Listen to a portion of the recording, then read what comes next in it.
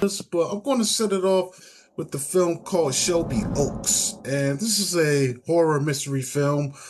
And it's directed by Chris Struckman, who kind of, I guess he's a YouTuber, man. And he kind of led this campaign and fought hard to get this movie made. It's always cool when someone can pull that off. Um, and the story goes as this. A woman's search for her long lost sister becomes an obsession when she realizes a demon from their childhood may have been real, not imaginary. And this film stars Camille Sullivan, Sarah Dern. We've also got Keith David. He has a part in this. Michael Beach, Brendan Sexton III. Oh yeah, we also got Robin Bartlett and a few others. But this film was a mystery movie because I didn't even plan on seeing it. I had no idea what it was about or anything. So going into this blind, and for the most part, I was a little bit underwhelmed, man. I will speak about the film's strengths. It starts off with a kind of a mockumentary style presentation. It's kind of bookended by that.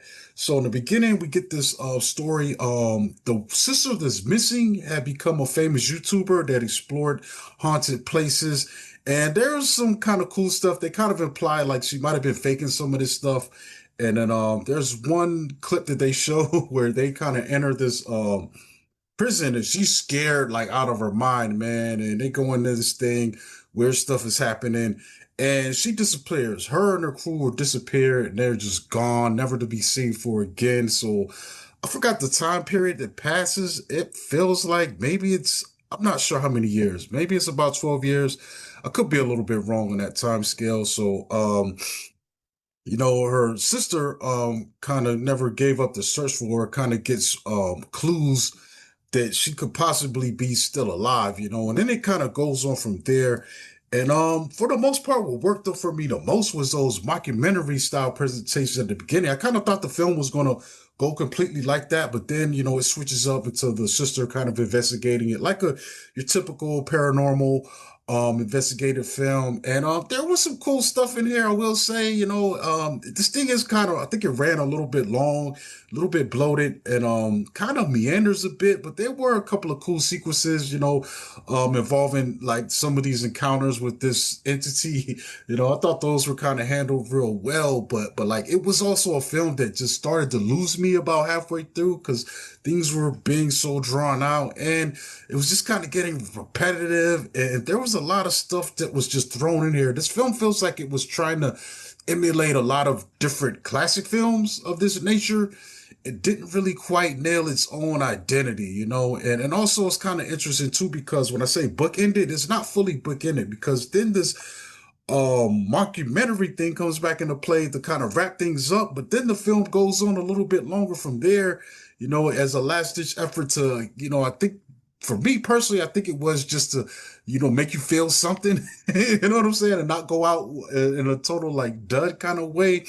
And it's interesting, man. Like personally, if I'm gonna rate this film, I'm probably giving it maybe a 2.5 to 3 out of 5. A lot of people are praising it and they're going really crazy with this, with Struckman's direction. And I don't know, man. I got a feeling some of these people are inclined to be nice to this film because they contributed to the Kickstarter or something. But hey, I don't know. Don't shoot me. Yeah. I'm just throwing my 2 cents out there. But it will be released soon. I'm not sure the exact release date because, like I said, the mystery movie usually shows us a film that's on its way to being released. Sometimes that window could be a week, sometimes it could be a month, but it's going to be out there if any folks want to indulge and see for themselves, what it's like. But like I said, there is some promise in it, but I think the parts that pop don't really add to, culminate into a particularly interesting whole, at least not for me, and like I said, there's a lot of stuff going on in there. There's some Ring, there's some Blair Witch, there's some like any other thing, some Conjuring, anything you could think of in the kitchen sink, man. There's fucking a pack of wild dogs, which kind of gave me notions of In the Mouth of Madness. And yeah, it's just an interesting bag, so I I don't know. I it said October 24th. That's last Friday. Okay. Okay, so it's out there now. But I I don't don't know. know It might be anybody hard to that's find. yeah, I hadn't heard anybody that said anything about it at all other than you. Yeah, yeah. Like I said, if it wasn't a mystery movie, this probably is not on my radar, and I'm not particularly a big fan of supernatural kind of film. I just feel like these stories kind of just all kind of go the same way, and it's just like, yeah, y'all gotta mix this up a little bit more for me, you know.